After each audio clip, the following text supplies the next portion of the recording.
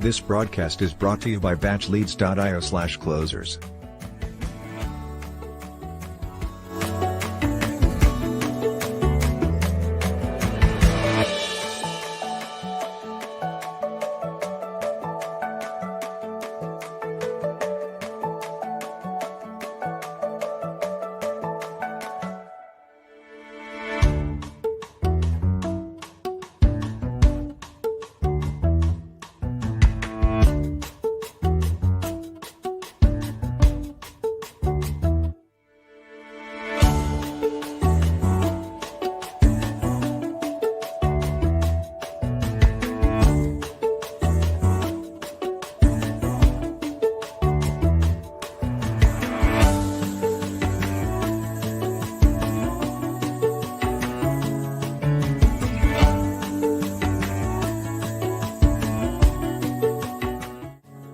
This broadcast is brought to you by batchleads.io/closers.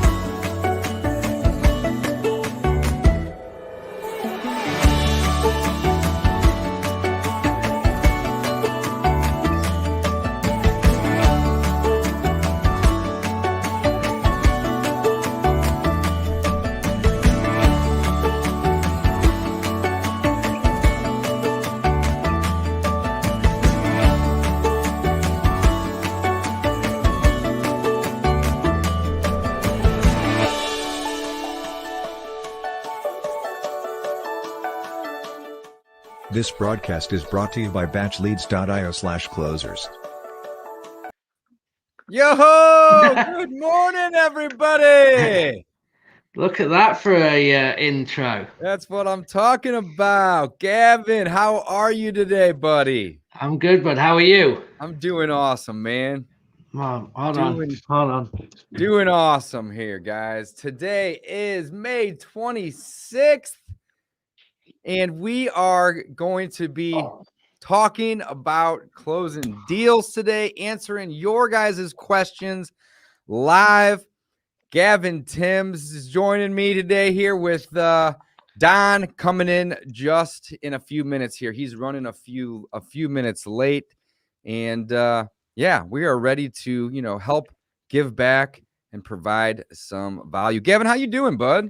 I'm good. Yeah, I'm good. It's been a busy week, I'd say. I was out. Well, last time we did the Coffee with Clothes, I was in Alabama.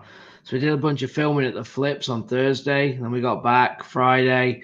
It's just been crazy, like busy all week. Nice, but man. good. It was actually funny because whenever we did the last episode, you said, I'm working at Starbucks. Mm-hmm. And I was wanting to make a joke the whole episode. Like, when did you get a job at Starbucks, bro? You saved it for this week. I saved it for this week, man. I didn't have a good opportunity, but yeah, man. Awesome. Yeah. Good to see you though, man. We hadn't even had a chance to talk until, since last week. I know. So always a pleasure. Always a pleasure, man. That's right. And we got some cool things coming for this group as well. We just talked about, this is our third episode, and we've been working in the background getting things ready. So we're going to have some cool giveaways going here shortly. And if you're watching us, guys, please give us a like, put in some comments if you have questions, and also share. If you can share it onto your social media platforms. Make sure you're following us as well on our YouTube channels, social medias. As well. But yeah, if you guys could share it, that would be awesome. We want to get as many eyes on us as possible, giving as much information away. And the cool thing is, we don't have anything to sell. Okay, so we are not going to be selling anything. We're going to be giving any discount things that we have that we can give away. If there's any platforms that we're using that can give you free trials or free leads, that's what we want to be doing. All right, so we want to reach as many people. We want to try and build a community where we're all trying to achieve the same thing. So that's kind of our goal with doing this. That's exactly right, guys. That is exactly right. We're still trying to learn how, or at least me. I shouldn't speak for the group. I'm still trying to learn how to use StreamYard here. It's very cool. Got a lot of little gadgets and bells and whistles, but it seems like it's a pretty cool little system here, guys. So, but yeah, we are here to help, as Gavin said, and we want to, answer your guys' questions and do as much as we can to, just give back and teach what we've learned over the years from all of the successes and probably more importantly the failures that we've come across. So drop a comment with where you guys are from, and if anybody has a question, we're ready to jump right on in. Aaron says good morning. Aaron, good morning. That's what's up. Yeah, someone from Facebook that's watching us from New York City. You guys rock. So guys, so in StreamYard, if you're watching, you have to allow StreamYard to show your information. So sorry, we can't call you by name there. We've got Aaron from Houston, Texas. Nice. It looks like Luke's got something. He says, thanks for the content, guys. I watched last week and David cleared up some things for me. So thanks, Luke. Thanks for asking, man. That's what we're here for. So if you got any other questions for us today, drop a comment. We love it, man. We love helping. We love giving back. So yeah. Looks like somebody here is checking in from Charlotte, North Carolina. I don't think I've ever been to Charlotte, but I hear good things about I flew from Charlotte. It's got a pretty big airport. Kevin, the man. Carol, St. Louis. Man, that's what's up. Steve from Sacramento is in the house. Awesome. Cool deal. Awesome. So I'm going to tell you, we closed the deal on, this is awesome. I don't even know if my acquisition guys are, not that I told him to get on here, but he was on here last week. Anyway, we closed the deal Friday, a wholesale deal. Hell yeah, good work. And it was for $8,000, right? So it wasn't a massive one. Hey, who doesn't need an extra $8,000 though, man? Come on. Yeah. No, I know. They add up. They add up. Sometimes when you do it, I mean, when I started, we talked about this. I made $1,500 in my first deal. So $8,000 is still awesome. Any deal is a deal. But the story is the awesome part. So this here was, we'd been at the closing table without the seller once before on this deal, right? And this guy is, unfortunately, he's blind. Okay. And something happened before where he couldn't get to closing. Something happened, kind of didn't work out. Property looked great. Yeah, I know. Terrible. So anyway, yeah, too soon. So anyway, so Scotty, so we get to the closing table. Something happens in the family. He can't.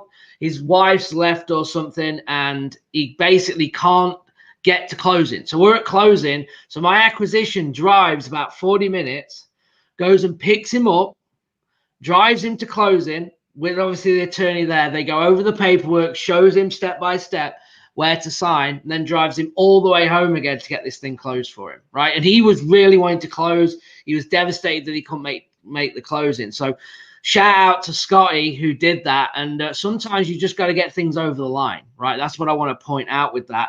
It doesn't always go to plan. And you want people on the team that are going to think outside the box, right? I didn't get on the phone and say, hey, I need to go and pick this guy up. He's like, hey, I'm on the way to get this guy to get him to closing.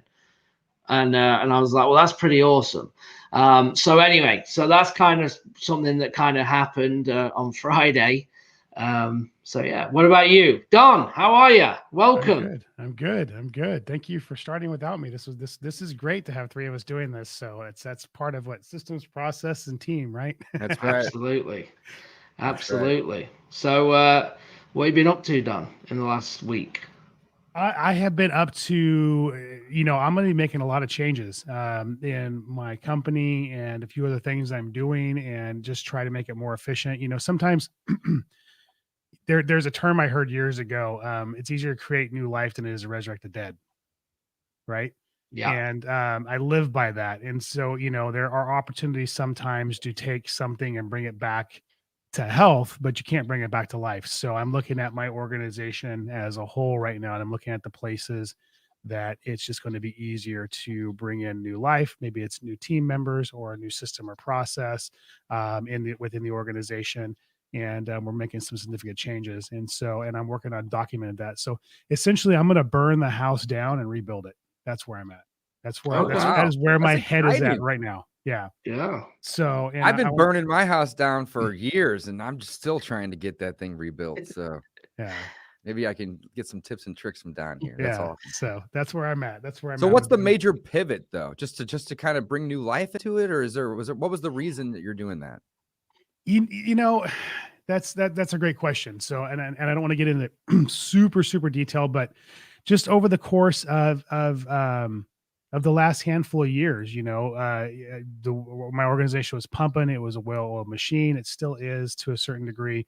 A great group of people. I through a series of kind of wrong person, wrong seat situations, and then COVID. There's been some momentum loss. I think some complacency within some of my people, and taking some things for granted, I would say. And we've had some hard conversations the last few days and the last week about what it's going to look like moving forward. And I had the epiphany that it's time to just break it down and rebuild it. And there are some things I would change. In fact, I was writing an email I want to send out where basically we talk about perspective, right? Like there are people out there watching right now that are brand new or newer that would love to be in our shoes, to have our experience, to have our momentum. Right now, my perspective is I'd love to be in their shoes because there's a dozen things, maybe 100 things I would do totally different within my organization, right? And so, and when I was writing that out, I'm just kind of thinking like, well, why can't I do it totally different? I'm in a position where I can. Like, why can't I remove some of the inefficiencies and bad habits and complacency and build it the way I really want to build it at this point in time? One of my biggest regrets is not documenting that when I first got back into the business in 2012. And so it's like, why not rebuild it now and document it? And I love that. Yeah. So that's where I'm at. That's the project I'm working on amongst a dozen other things. But are you documenting it on your podcast for the most part, or were you? I'm so curious to just. It's going to be video, podcast, all of it. We're going to be documenting all of it. I'm getting on the phones. I got on the phones last Friday. I don't know how to use Podio really well. I'm going to be the first one to admit it. We introduced Podio in my organization when I had already left certain positions. So like I jumped on the phones and I handled a couple of calls. I'm going to be taking calls. I'm going to be Monday morning quarterbacking my own calls, tearing them down, putting them out for people to listen to. So just kind of getting back in the seat and getting back in the feel of it. I've been at a high level in my organization for so long that it's time to get back into the weeds. And I think that's going to help me too when it comes to answering questions here or other places as well. But ultimately, at the end of the day, it's just building a more efficient machine, and that's ultimately what I want to do. And I'm at a point, like I said, now where I'm ready to do it. So. Awesome. I'm excited to follow your journey, Don. Yeah. Sorry to put you on the little hot seat there. No, it's okay. It's okay. you opened it up for it. No, it's okay. And I want to be transparent about it because I think the point that I want to make is nothing's ever going to be perfect, no matter where you're at in your business. And so many of us try to have perfection before we even start anything. And I've been doing this for 18 years now. And as good as my business is and has been, it's still not perfect. And there's things I want to do differently and change. And there's always going to be a job to do, even when you're completely removed from your business, to have successful businesses, there's always going to be a job to do. I think that people need to hear that. People listening to this video and seeing that need to understand that while the money's great, the grass is the same color on both sides of the fence, Yeah. It's not all about money. Absolutely. Yeah. I look at it, from when I was back in golf as a golf professional. I bring forward all the years of being in that profession into business, right? Because when you're on the golf course, there's always shots you left out there, right? It was never perfect. You never, ever, even any of the guys on the TV, Tiger Woods, whatever, comes off and goes, that was just a perfect round. You've left something out. You could have done something different. The decision that you made, whatever it is, there's always something. So you're exactly right. I think people, when they're new, they want to try and figure everything out. And I think what we're trying to say is you never figure it out. Right. No, I'm still trying to figure it out. Yeah. You're still trying to figure it out. 100%. Yeah. Mm-hmm. Yeah. And every time we think we got to figure it out, there's something that pops up and goes, oh, hey, there's something else to talk about or do or think about or fix. Yeah. So absolutely. Yeah. Well, good. Well, I'm glad that you recognize that, you know, because I Right. think a lot of people would want to be in your shoes and going, well done, you've already got this, but it's not right for you, right? And you want to change that. So that's awesome. Dave, what about you? I mean, you must have had some stuff going on in the last week, I'm sure. Yeah, we've been focused a lot last week on acquire. So I think I maybe mentioned last week we're acquiring 9 rentals from basically one of our friends, and we're using the Burr method to acquire them. So it's super cool because half of them are vacant, half of them are rented, and we are um, doing some creative approaches to take it straight to the bank as a refi. So we are, and the bank's aware. We're not doing anything illegal or shady by any means. We would never do that. But we're basically, buying the properties from him with none of our own money. And he agreed to sell the properties to us at 80% of what they appraised for. So we went straight to the bank and we were very transparent and just said, hey, we want to buy these properties. We don't own them yet, but we don't really want to buy them. We want to refi them. So what we're going to do is we're going to buy them, and the seller has no debt on them. They're all free and clear. So he's just going to basically create a note for us. And then, 2-3 weeks later, we're going to refinance it out because the restrictions on a refi are less, and the actual, the benefit of using a refi versus a purchase, there's a lot of benefits there. And so we've been working really hard on that. So we've actually acquired 8 of the 9. We'll be acquiring the 9th one this week. And then the refis will be, 2 or 3 weeks behind, but the bank's already started on everything. And yeah, that's been keeping us really busy. Other Nice. than that, a couple wholesales that we've been, working on. I think since I spoke to you guys last, we've closed 2, maybe 3 wholesales. And man, we have this fix and flip right now, guys, that is the worst. I'm trying to think of the way to word it. It's the worst house I've ever been in terms of like, I mean, obviously we've been in houses that don't have roofs, right? You can't live in those houses, right? But it's the worst house. Let's put it this way. It's the worst house that I've ever been in that somebody was previously living in. I mean, just disgusting. I can't even go in the house for more than 45 seconds without having to run outside and get a gasp of air or throw up. I mean, it smells so incredibly foul. It's just That's crazy. why it's better when you don't see asses, right? That's For right. that reason. That's right. So this is actually a fix and flip for us. We may end up even wholetailing it. But Okay. we buy problems, guys. And I think, to the listeners and the viewers here today, I mean, that's really the best way to go about finding a deep discount, right? Yeah.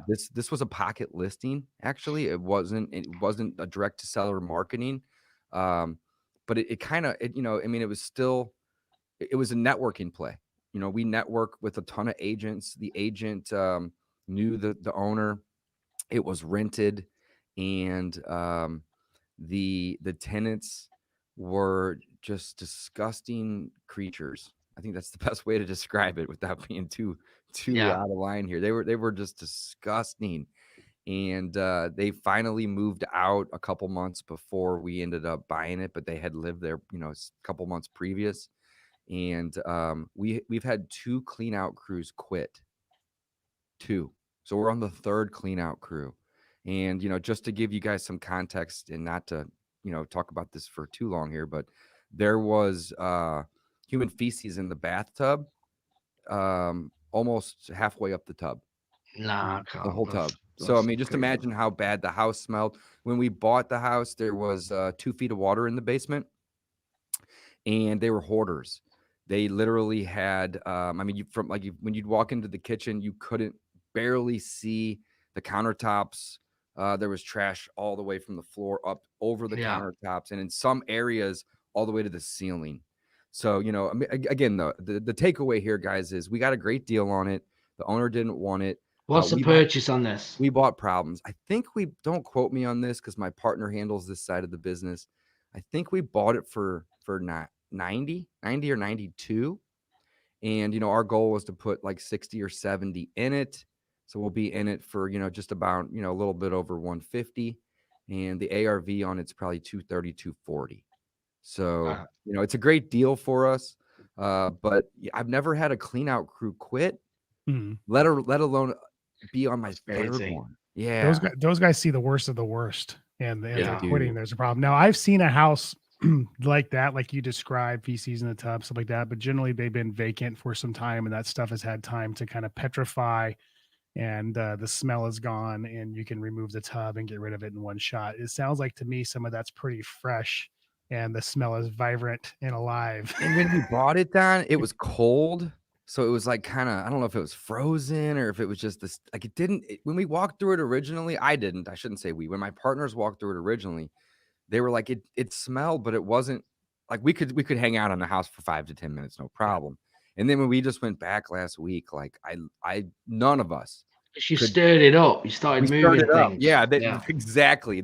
It's heating up. It's warm outside now. We're getting 80, 90 degree weather here. And then on top of that, they started moving all this trash out to where, I mean, I can't go in the house for more than a minute without literally having to run outside. Yeah, it's crazy. It's so bad. And for everyone listening, when you get houses like this, obviously you can't see things, right? You can't be looking at cracks in the walls, and so you have to get it deep enough because you don't know what's behind all this craziness, right? So you have to get it deep enough to know literally, like, if we have to like knock everything down and we have to like rebuild this thing, we got to be able to make money. I mean, we were joking, guys, on like, we're gonna gut the the kitchen and the bath to the studs. And the joke at the office here is like we might even have to replace the studs. We don't know if we're gonna get that smell out of there. Oh man. But I've been busy. I've been busy to say the least, guys. So that's good. That's good. Awesome. Well, I think we got a question. Well, if you have any questions, guys, put them in. If you're watching on YouTube, if you're watching in the Facebook group, type your questions. We're going to be able to see them all.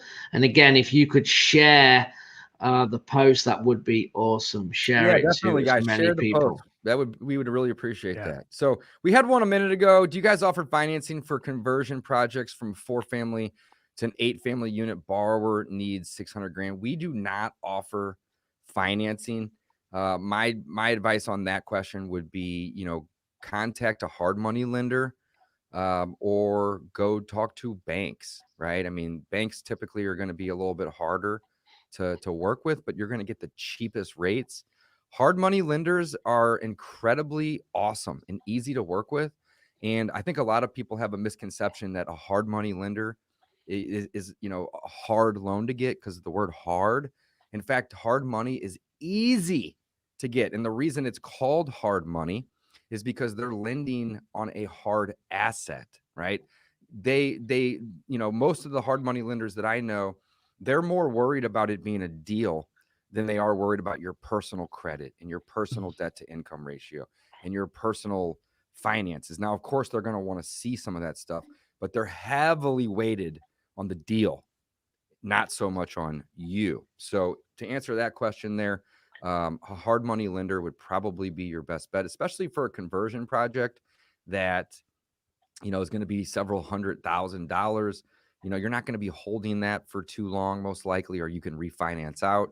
Hard money lenders aren't typically long-term solutions. They're typically short-term solutions, but it's going to be really easy to get your financing. What should they be looking at? How much should hard money cost people? What do you think is a good rate or a fair rate? Typically, I would say between 12 and 15%. And you may have, 1 to 2 points on the front end. You may have 1 to 2 points on the back end. You may have points on both the front and the back. Typically, when points are introduced into the equation, the interest rate will be a little lower. So if it's just, an interest rate with no points, you could be 14, 16, maybe even 18%. Typically in my market, I'm seeing most of my hard money lenders are pretty competitive around the 12 to 14% rate. And then anywhere from 1 to 2 points. And that could be again on the front or the back. That's what I'm seeing. Yeah. There are hard money lenders out there right now that are in the 9% range, 9 to 10% range. That's as good. well. Yeah. So, I just got one for 2 points and 10%, and that was through Anchor Loan, and they lend in pretty much every state. The only downside, though, is that they'll only lend at 70 or 80 to 90%, depending on the state. So Birmingham, Alabama, for instance, they would only lend at 70%, where most states they're normally 80. So meaning I have to bring 30% down to do that deal of purchase and rehab. And it was 2 points and 10%. So I'm going to pop this question up. I'm going to skip out of order just because we're talking about this. So the Mhm. question was, what are the points you keep mentioning? It's a great question, Aaron. yes, Go So ahead. points are, so basically points, some people call them fees, origination fees. We refer to them as points, and it's kind of commonly referred to as points in the industry, but everybody, even banks or traditional lenders will charge origination fees, and it's usually a percentage. A point would be like 1%. 2 points would be 2% of the loan amount. So if you're borrowing $100,000, your points, your percentage, 1 point would be $1,000, and that would be your cost for obtaining the loan through the lender. So, and like I said, in traditional lending, it's called an origination fee. So they're basically one and the same. Yeah, interest rates are basically annualized. So, Mhm. 1% of 100,000, that's going to be broken down over, the whole year. So you may Right. only have to pay 3 months of 1% or 5 months of 1%. If you borrow that for the whole year, you're going to pay 1%. 1 point is still 1%, 3 points is 3%, but it's typically paid. It's not At closing. annualized. It's It's all paid due. at Now, it closing could all all at be once, due in yeah. the beginning if it's points on the front end. Right. It could be due at the end if it's points on the back end. But it's I personally try and negotiate everything on the back, even the too. interest. So But everything. with hard money and private money, typically hard money has very structured, standardized policies and procedures. You pay your fees and your points on the front end at closing. You make your payments through the duration of the loan. Private money, you have more flexibility. That's a private individual that's lending their own funds. Then you can negotiate terms where you can pay your points and even your accumulated interest at the tail end of the transaction when you close the property, which is obviously ideal because it cuts your holding cost. Yeah. You guys nailed it. Yeah. I couldn't have said it better myself. You nailed it. Yeah. But I think that's important. I know it's a bit more advanced, but people just throw the term hard money out. So I wanted to dive into that and just talk about it and break that down for people to go, okay, yeah, well, it makes sense, right? Absolutely. So that's awesome. What other question do we have? Luke's got one here. It looks like about VAs here. Here, I'll click it. There you go. There you go. All right. So Luke says, do you guys use VAs for cold calling? If so, where do you find the ones who have great results? I call myself now, but want to get more outgoing. Luke, great question. I'll start with this, but I want to hear your guys' opinions too. So I have 3 virtual assistants for cold calling. There's so many different places to find them. And, the results you're going to get are going to vary. And the reason I say that is, if you hire somebody local, meaning like US based, which can still be virtual, right? You're going to probably have a higher, you're going to have a higher cost, most likely, but you're also going to have a higher percentage of them pulling a cold call into a lead, right? So you're going to you pay for what you get, put it that way. So in terms of results, if you go find somebody at, $3 or $4 or $5 an hour overseas, they're probably going to have a slight accent. They're probably not going to know your market very well. There could even be some delay in terms of the phone system, pros and cons, right? If you hire somebody, US based, or maybe just somebody that's like excellent with English, you're going to have less of the issues, but you're also going to have a much higher cost. So in terms of where to find those VAs, there is tons of places to find virtual assistants. I know one of the places that I've found them recently is, via Riva Global. They have some good VAs. But really, I mean, like Upwork's a good option, and you can go to Facebook groups, and find virtual assistants. I mean, there's like 2 or 3 Facebook groups that I've come across recently that have like 40 or 1,000 members, and the majority of those members are real estate professionals or virtual assistants looking to connect with a real estate professional. So that's Right. my 2 cents on it. Yeah, and I think just to add to that, and I agree with all what Dave just said. I think if you're new, Luke, and you've like, well, I've never had a VA, and how do I do it? When I started, the way I do it now and the way I started, I'm going to give you both versions. So if I was new, what would I do? I'd probably go onto Upwork.com. I'd do a very simple post to say, hey, I'm looking for someone that's got experienced cold caller, that's got great English, okay, and Steady that has internet connection. Yeah, that has whatever dialer I'm using, okay, experience with the dialer that I'm using. So if it's Mojo, Batch, Zencall, any of them, that's what I want to put on there. Then I let people apply. Then I send a second message to them and I say, hey, can you send me a 1-minute recording telling me a little bit about yourself? So within that 1-minute recording, only 10% will actually do it. And then I can actually listen to who sounds good. That's the main thing I'm looking for. And then the ones that sound good, I will then interview. So that's how I would do it if I was starting. You can narrow down really quickly, and within 2 or 3 days, you should have someone hired, ready to go. And if you're unsure and you have a couple, hire both of them on a trial, okay, and see who performs better. Then what you do when you build it, we've all got VAs. I've probably got 7, 8 VAs that work for me. I now have a lead VA. So now it even gets easier. My lead VA goes and finds all my VAs and they manage that process. Okay. So when you build this out and you get a good one that understands the way that you want to work, the way that you want things done, then give them the task, pay them more, and let them do the hiring for you. That's what I would say. Love it. Yeah. So I'm gonna have somewhat of a different take on this. And it's kind of a choose your damage. Do you want brain damage or do you want bank damage? Right. So, so which way are you going to go? So we actually we operate with VAs as well. We have lead manager VAs and admin VAs and different things like that in my organization.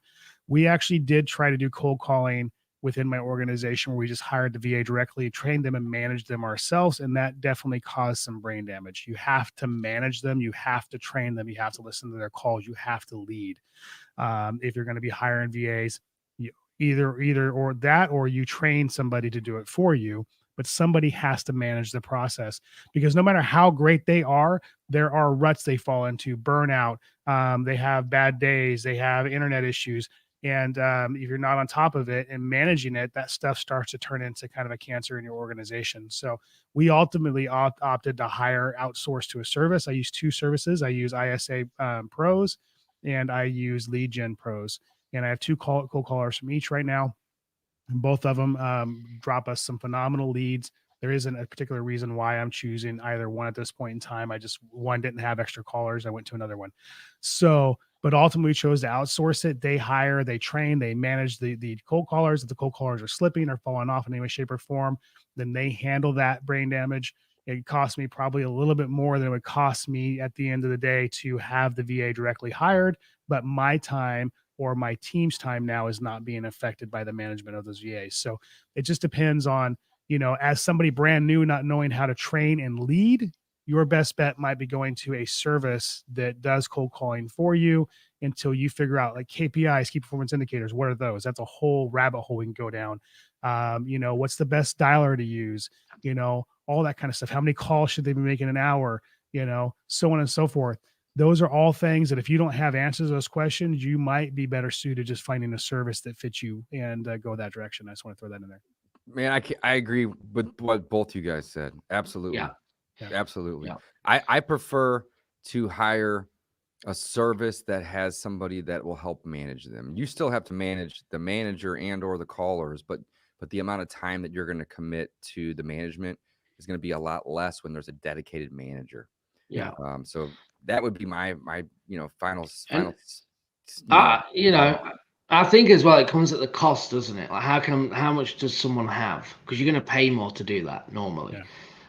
And I like to have, personally, I like to be dealing with them directly. Now, it's not me now. I have one person that deals with them directly, but I quite like that personally. But I do admit it is easier just for someone else to deal with it for you. But you're unsure in that when I've tried it is like, is it them? Is it the market? What is it? You know, Well, I think it's just, working with a service that provides the recordings, I think, is extremely important. That's if then you can tell that. Like yeah. both services I use, they drop the recordings into our Podio with the Mhm. lead. We listen back to the recording. For instance, when I jumped on the phones the other day, I went through some of the recordings myself, and I was like, "Hey, this is not. I don't even know why we're getting these. This isn't a lead." Yeah. And we gave Right. feedback to the company, and they're gonna make adjustments. And you got to have a partnership, even when you hire a company, you got to manage no matter what. Let me just throw that in there. You Yep. can't just somebody's got to manage your business, whether it's you or somebody else. Period. You either have a partner like Dave has a partner, or you're doing it yourself, or you have somebody in between you and the people like Gavin does it for you.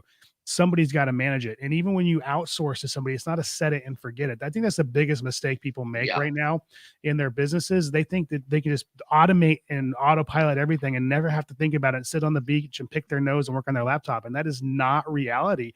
Somebody's got to manage the process. What is being tracked makes you money. What is being watched stays efficient.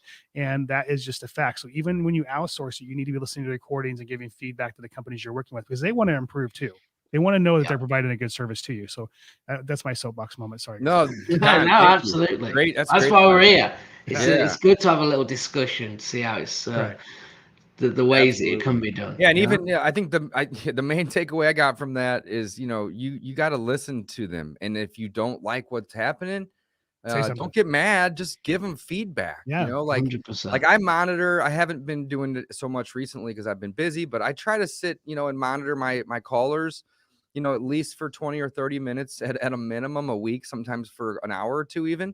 And I like batch. I use the batch dialer, but again, there's lots of different options out there. But with batch and other options as well, you can monitor them and or barge in. And I'll even send them a message before, sometimes I will, sometimes I won't, before I'm monitoring them, because I don't want them to think I'm like spying on them. I'm doing this to give them positive feedback. They, and I also bonus my callers when they get deals.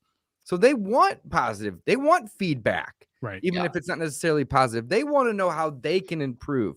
I mean, you're dealing with people, so just go into it with, hey, we're in this as a team, even though you may work for me, we're still on the same team. So, you're doing really good at this. We could maybe make some improvements over here, and here's how, so Absolutely. don't just hire and forget. You Yeah. gotta be there. You gotta be around. You need to monitor. And even if you have a manager monitoring them, you should still jump in and help, but also, just provide feedback, because that's really what they're looking for. Yeah. We have one over here from Erin that kind of takes us in a different direction, but she asked if we can cover creative financing, basically how to do it and their exit strategies. So, do you guys do a lot of creative stuff? I don't do a ton of it. I'm actually starting to do some. We have 3 or maybe even 4 on the board right now that we're gonna sell on. We're gonna sell on terms. We're gonna do creative financing on the exit. I've done some creative on the acquisition. So that's kind of a 2-part question. You can use creative financing to acquire, and you can use creative financing to disposition too, right? Yeah. And there's a couple different strategies. So, I mean, let's maybe just talk about, we'll talk about both, of course, but on the acquisition side of things, you can acquire with the subject to, you can acquire with owner financing, you can acquire with lease options. And there's probably more than just those 3, but that's kind of the main 3. Right. And there's pros and cons to each of And them. you can, not the sub 2, but you sell on owner finance and lease option as well. And then you can sell on, and Gavin's the lease option guy here, man. We're blessed to have him on this with I don't us know right about that. No, we are going heavily into it. So I've actually got a partner on the creative finance now, Dustin, who's done a ton of deals. We're going heavily back into creative financing, getting ready for when this market, whenever something happens, we're setting up and getting ready to take it by storm. So we are actually heavily focused on it right now over the last on the acquisition side. Yes. Nice. So then to Yes. flip the script, guys, there's creative finance on the disposition, on the selling side. So you can also do lease option on the disposition side. I wouldn't recommend subject to, because that would mean somebody else would be taking over your loan, assuming you have one. Or But yeah, lease or option, or dispoing subject to. I'm or leery you about could that. dispo a subject to and basically sandwich Yeah. it, or you can just get out of the way and make a Uh, wholesale fee, something along those lines. I think the most interesting, at least to me, would be being the bank. So in terms of creative financing, selling a property to somebody that can't get a loan, and essentially collecting a down payment and charging them a monthly mortgage payment. And we're working on, like I said, 3, maybe even 4 right now, where we're going to do that. And we're going to get loans from our bank and then wrap those loans. So we'll actually, own the property. I shouldn't even say that. They will be on the deed, right? But we'll have an underlying debt, and then we'll wrap that. And that's a whole different ballpark, of course. But the benefits of that are you can arbitrage the bank money. You are not the landlord, right? You are the bank in this case. So you don't have to deal with the maintenance. And then, of course, if they don't pay, then you would just foreclose like any other lender would and take the property back. So the cool thing I like about that particular model, and that's why we're starting to do some. So I'm kind of dabbling at this point, is you can charge 9, 10, 12, maybe as much as 15%. Now there are rules. Dodd-Frank has definitely made some changes, and I'm no pro at this. But you can charge a much higher interest rate than what you'd be paying, assuming you have a bank loan on it.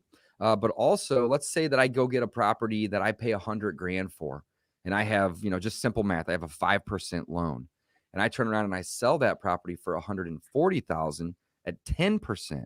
Well, I'm arbitraging that first 100,000 from 5 to 10%, but on that other 40%, I'm getting the full 10%, right? So that's kind of the play that I'm taking with it in terms of the owner financing. But again, acquisitions is one side, yeah, dispositions is another. I think as well it's a great question, but it's kind of one that you can't just answer because every strategy we could dive into, and when you get it's called creative finance for a reason, because it's very creative and you can do things like 300 different ways to get the outcome.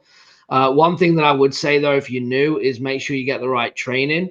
And don't start taking things over sub 2 if you don't know what you're doing. That would be, I think, with the wholesale deal, when you're making an offer and you're locking up a property, you can get back out of it. You have an inspection period. It's very simple to understand, right? If it's too high, you can get out of it. It's no big deal. But when you start trying to get people out of foreclosure or take over a loan and get it up to date, and I mean, now you're playing with a different motivation of person, and you can mess things up. And I don't say that to scare anyone, because I think they are great. You can help a lot of people.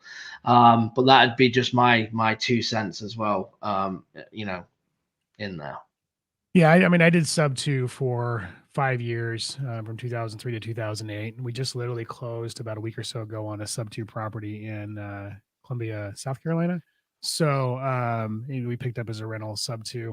It's a strategy I know backwards and forwards, and I know really well. With any creative financing comes responsibility, because you generally working with somebody that's not completely sophisticated like a bank would be, and you're making a commitment to them to either pay their mortgage or to pay them. And so however you structure it, you just got to make sure you honor that responsibility. And whether it's in how you purchase it and take it over yourself as a rehab or a buy and hold, or if you're going to wholesale it and dispose, there's a lot of talk out there, and buying something sub 2 and then wholesaling sub 2 is pretty popular. I would make sure that whatever buyers you work with, if you're going to do it, that are completely vetted, because you're selling the seller on believing in you, and then you're handing off to somebody else and you're losing control, and that can turn into a whole thing. The only property I've ever been sued on was a sub 2 property. I shouldn't say the only one I've ever been sued. I've been in this business long enough. I've sued people and been sued a few times, but my only creative, well, I take that back. The only property that was the transaction type that I was sued for was a sub 2 property. So I just want to throw it out there. So. Yeah. So just do a deep dive, learn the strategy, figure out if you're trying to do creative on the front end or if you're doing it on the back end. Right. There's lots of different approaches. Aaron, thanks for the question. It's actually a really good question, but it's a little too broad. There's tons of different ways to do them.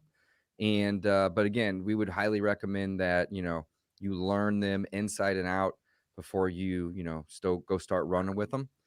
Because again, there's pros and cons to everything in life, guys. We know that. But especially when you're doing creative, it's not all black and white. And just like Gavin said, you can get really creative in some scenarios, which can be great. But there's also some downsides to that. So just be careful when you're doing that type of stuff. Yeah, for sure. So, a lot of money you made it though. Definitely a lot of money you made in that. Yeah. Yep. Absolutely. Yeah. Also, I might have Donnie. You just last question on this. Are you doing many yourself, or are you focusing on wholesale and flips? Wholesale I know and you flips. just did a sub two. I know you said that, but it's weird. The weird thing about creative financing is you gotta be intentional about it. Like you gotta be intentionally looking for creative finance deals. There's a few people out there that's all they do. They teach it, they know it backwards and forwards, and that's all they do. When I was doing sub two, that's all I looked for was I would buy the property sub two, I bring in a private money lender for the rehab, and I would flip the property. And my mindset was only there. I never even thought about hard money or private money and financing the deal. I looked for creative financing, and they were everywhere. Now my mindset, I have the money available. I have the private lenders available. We're fix and flip, and I'm in the mindset of we buy cash, we buy cash, we buy cash. Yeah. And it's like the horse with the blinders on, right? All I'm seeing is what I'm looking at, and so I don't see the creative deals. And that's just because it's not what I'm focused on. So I will say that whatever you focus on is abundant, and whatever you don't is not. And that is a fact. And so we do them. We just did one, but we don't do them a lot. And the only reason we did this one is because the numbers were too tight for us to do as a flip. And I just threw that out there. My acquisitions person asked the seller if they would want to do it, and they said yes, and we did it. And it's the first one I've done in a while. Nice. Okay. Gavin, well, we you need got to a talk. question. I was going to say we need to talk because I'm working on a few things that we might have to do something with. So let's have a conversation. I know that strategy backwards and forwards. I can eyes closed. I can make it easy for you though. You just hand them over and get you paid. Anyway, awesome. What was that, Dave? We got a question here. Is the lease option an excellent newbie strategy? I think with any, because it's in the creative bucket again, right? I think the thing is that you need to be able to position yourself better on the phone, right? In creative, in a lease option. There's more moving parts when you're new. Now, it's a nicer conversation when we're dealing with lease options because we literally can have a conversation where you give them what they want, right? And you can give them the rent if you're assigning it. So it's an easier conversation. You're not beating people down on price. So it's good for that. Where it becomes sometimes hard for newer people is that, okay, now I've got to get the contract, then I've got to go and get a buyer to put into it. I've got to assign it. There's just a lot more moving parts in it than there is in a cash deal. So I would say also, I would add, it depends what market that you're in. If you're in something like a California, if you're in places like Phoenix, then I do believe creative finance is definitely a way to go because you're competing and you might not want to put the marketing dollars in to find the wholesale off-market deals that you need to, right? Like Don's in California is one of his markets. I don't know what his ad spend is, but I know it's going to be a lot more than someone in Ohio, right? Or Michigan, and people that are new they don't want to drop $5,000, $6,000, $7,000, $8,000 to get a return and get one deal, right? Where in lease options or in creative finance, it's definitely, I think, an easier conversation because people will you'll be able to give them what they want. You're negotiating less equity if you're going to stay in the middle and you're trying to cash flow it. So I would say yes, it is under the right circumstance, depending on what you're trying to do. I believe it is, but you need the right training. You can't just go at it. I think wholesaling is much easier as a start, and it's much simpler. It's not easy, but it's simple. The hard bit in wholesaling is actually the doing part, right? Hallelujah to that, guys. It's not necessarily easy, but it's incredibly simple. Wholesaling specifically, but lease options too. Really, all of this stuff in this real estate business, guys. Fix and flipping, wholesaling, landlording. I mean, it's not easy. none of it's really that easy. Let's be Simple. honest. But Yeah, then it's again, simple. what in life is, pays great dividends and makes you a lot of money that's easy? Nothing. Yeah. But at the same time, it's incredibly simple. So Yeah. keep that in mind. You got And I another will one. say one thing on that, that if you are new, you will need to be partnering with people that know what they're doing in Yeah. your market, Mhm. because you're going to simplify it. If all I had to do was just find a contract and get a deal, and then I can go to Don or whoever and go, hey, I got this deal, let's partner, let's JV, and you've built a network with that person, they're going to kind of guide you through and get you paid. That is the biggest thing that I can give anyone, regardless if it's wholesaling or creative finance. Go and focus on one component, the first 2 steps, and then go and JV with someone that knows what they're doing. That's what I would recommend. Love it. 100%, We got yeah. another one here from Dylan. Do you use a title company when doing creative financing, or is that all done or can be done through a notary? Can I answer Gavin, I'm this? going to let you. Or Yes. Can I say Don's this? getting excited. What you guys think? Tabletop closings are for morons. You use a title company for everything. Ask me how I know. Ask me how I know. No, Dylan, great question. Thank you for being here today and asking and watching all of us knuckleheads here. But Don, you nailed that one. That is a fantastic question, guys. I refuse to buy a property outside of a title company. Right. Somebody could come try to offer me a property that's worth $100,000 for $15,000, and I won't do it unless I can go to a title company and get the title insurance. Reason being is because if I can't sell it, then I'm just going to have to then go try to convince the next sucker to buy it from me via a notary or via a quick claim or whatever that is, right? So I think everybody on here at this point will agree, title companies in some states, maybe closing attorneys, whatever, right? You should always go through the proper channels. Make sure that you are getting title insurance, because a property that you can't sell is the biggest liability in the book. And let's explain that. Let's break that down. So what happens when you buy a property and you don't use a title company, you've broke the chain of title. Even though there is a transaction history, there's a paper history, because it was not an insured transaction, you broke the chain of title. A title company will not touch that. They will not close on that, period. End of story. It will not happen. They're going to require you to go back and try to find everybody that was involved in a transaction. They're going to have to sign affidavits or new deeds or whatever, depending on your state and your title policies. And that is a nightmare. I used to do sub twos. What I used to do is people would be in foreclosure. I'd have them sign the deed, and then I would go send the bank the reinstatement check to reinstate the loan. I'd overnight the reinstatement check, and then I would have them go ahead and I'd hold the deed as security, and I'd have them go through title and go ahead, and we get title insurance and we close, and I would just submit the deed to title that way. It was really risky the way I did it. Believe it or not, that was a risky way of doing it, but at least I had some protection. There's a few times where somebody got squirrely on me, and I just went down to the county recorder and I recorded the deed. But then I had the headache of having to jump through hoops to chase the people down to sign off the affidavit so I could ultimately dispose and sell the property. And that was a nightmare. But you also have the added caveat of no matter how good of a researcher you think you are, there's always going to be something in those situations that's going to pop up during a title search that you missed that's going to catch you off guard. It may not happen the first time, the second time, or the 8th time that you do this, but that 9th or 10th time when you get caught with your pants down, it's going to be in a very expensive lesson. And that is where I say, ask me how I know. So something that you thought you knew, you were a great researcher, you went down to the court or the county and you searched something, you thought there was nothing there, that will catch you off guard, and it's not going to be cheap. Yeah, it's not going to be cheap. Absolutely. And the process of quieting a title, basically, let's say that you buy something via quick claim or through a notary in this scenario, and it's not through a title company or a closing attorney, and there's no title insurance. And Don said it best: that you've basically broken the chain of title. And maybe it wasn't even you that did it; maybe it was somebody prior, right? But when you follow in those footsteps, and you want to then go sell the property, and your buyer isn't okay with that, they shouldn't be, because we aren't, and you shouldn't be either.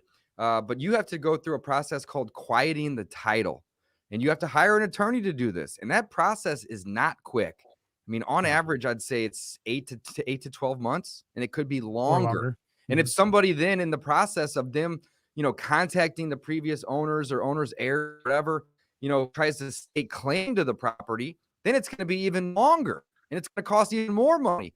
And you may even lose the property after you paid for it. So, guys, if you take away anything from today's call, stay away from quit claims unless it's like, within your internal organization, or, that's the only reason that I would ever allow a quit claim, is if I'm quit claiming it from one of my companies to another. But even that should probably go through a title company to get title insurance, because when you go to sell it later, it's going to prevent all your problems. Right. And that's the cool thing about title insurance. I mean, think about it. What is title insurance? Let's go there. Who can answer that? Because I don't even really know the answer to that, but I know that it's an insurance policy to basically help you sell the property if there's any issues that occur, right? So who knows the most about title insurance? So a title company or a title insurance, a title attorney will do a title search. They'll go through and they'll do a title search. In California, they give us a preliminary title report that says, this is what we found against the property. Either there's the XYZ owed, back taxes, mortgage, whatever, or there's nothing owed against the property. Maybe there's HOA dues that are in collections or in foreclosure. They're going to go through and they're going to do a search to see if there's anything. Does the person have a judgment against them? Was there a break in the chain of title? Is there a mortgage from 40 years ago? We run into this all the time. Mortgage from 40 years ago that may or may not have been paid off, but was never reconveyed, or, essentially a document to the county that says this was paid off. It's a reconveyance. So, is that going to be an issue? Like we have to there's a special process we have to go through, and we have to get a bond here in California. It takes about 30 days to insure against that old deed. I mean, the old note, if we can't find proof that it was paid off. So they do all of that. And then they insure the transaction, saying we did all our homework and it's clean. They're insuring a clean title.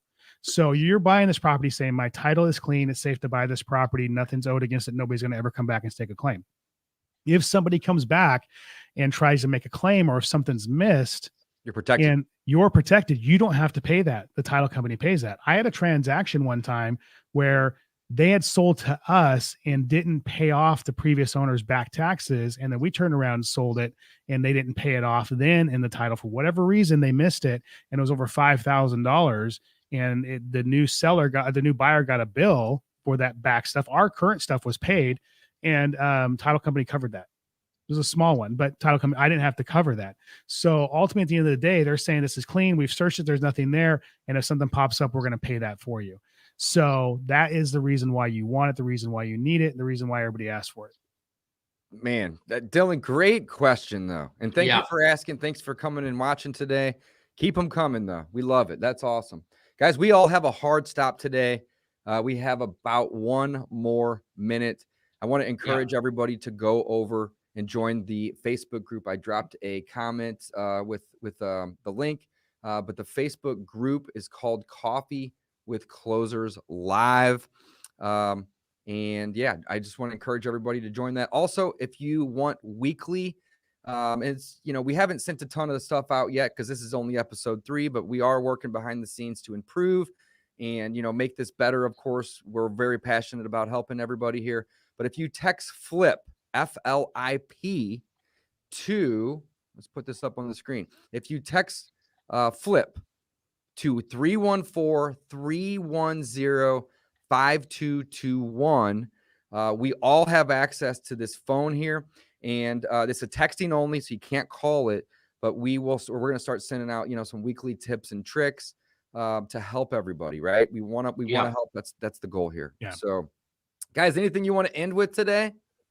No, we have a great question here. Unfortunately, real estate Rod, we're not going to be able to really jump into it. I will say that if it doesn't look like a deal and somebody isn't going to want it, then it's probably not a deal, and I wouldn't waste my time on it unless you're going to keep it yourself. We won't jump into the full point. At least if the deal doesn't have enough spread. But we'll dig into that next time, and we'll maybe save that for a question for next time, and we'll jump into that one when we start the next one next week. So yes, awesome, awesome, very cool. Guys. As always, it's been a pleasure. Can't wait till next week. I know you guys are going to crush it this week. Close some deals for me. And signing off, guys. Thanks for watching. Thanks, guys. Bye-bye.